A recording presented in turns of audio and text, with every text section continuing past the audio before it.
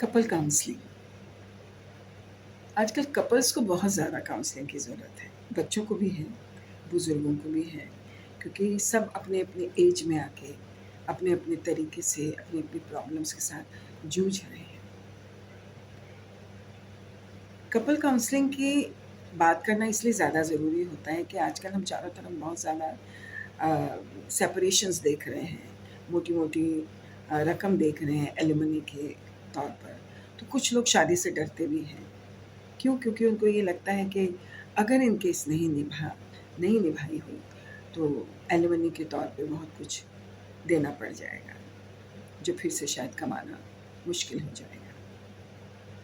ये सब क्यों होने लग गया?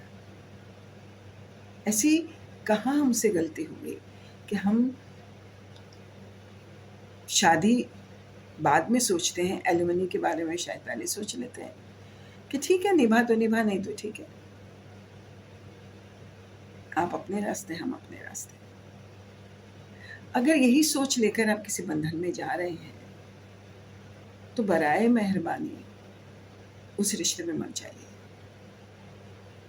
क्योंकि शादी एक ऐसा इंस्टीट्यूट है, जहाँ पर आपको देना ज़्यादा है और शायद उतना ज़्यादा आपको नहीं मिले। आप उतना ज़्यादा सामने वाला आपको नहीं दे सके। लेकिन अगर आप में इतनी सलाहियत है, इतनी पेशेंस है कि आप उस रिश्ते को निभा के ले जाते हैं, तो ये बहुत बड़ी बात है। होना तो यूँ चाहिए कि दोनों ही को कोशिश करनी चाहिए और कोशिश डे टू डे करनी चाहिए। जब जहाँ थोड़ा-सा ओपिनियन लगे, दोनों को ओपन होना चाहिए, बैठ के डिस्कस करने के लिए। किसी चीज़ से अगर प्रॉब्लम्स हो रही हैं एक-दूसरे की, तो उस पर भी डिस्कशन होना चाहिए। और मेरे ख़्याल से शादी के पहले ही दिन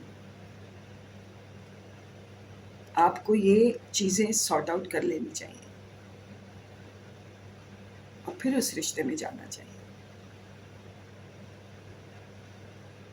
और शादी के लाइफ में फेजेस बहुत आते हैं। When you are young, newly married हैं, तो बहुत सारी चीज़ें दूसरी तरीके से इन्वॉल्वमेंट होता है, प्यार में इन्वॉल्वमेंट होता है, बिकॉज़ आप फिज़िकली अट्रैक्ट होते हैं, रिलेशनशिप में होते हैं। फिर थोड़ी-सी उम्र बढ़ती है, बच्चे बढ़ते हैं, तो फिर आपकी ज़िम्मेदारियों के साथ एक प्यार होता है, एक बैलेंस होता है।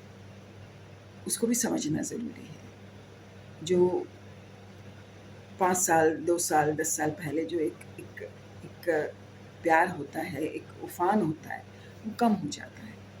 लेकिन उसकी शक्ल दूसरी तरीके से हो जाती है, क्योंकि आप ज़िम्मेदारियों में आ जाते हैं, आपके बच्चे हो जाते हैं, तो वो प्यार बच्चों के थ्रू आपके अंदर फिर से जनरेट होता है।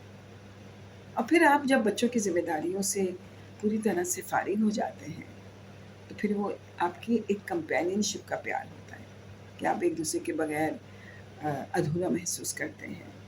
एक-दूसरे के साथ आप समय बिताना ज़्यादा पसंद करते हैं, जो आप बच्चों की ज़िम्मेदारियों के बीच में नहीं निभा सके। वो भी एक प्यार होता है।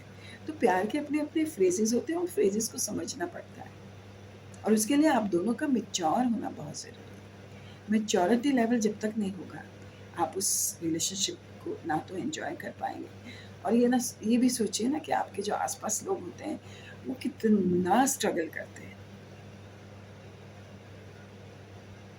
कितने ऐसे कपल्स हैं जो हस्बैंड्स सुसाइड कर लेते हैं, औरतें सुसाइड कर लेती हैं, एलिमनी के नाम पे इतना पैसा ले लेते हैं, सामने वाला पे कर पाए, नहीं कर पाए, बड़े-बड़े केसेस डाल देते हैं।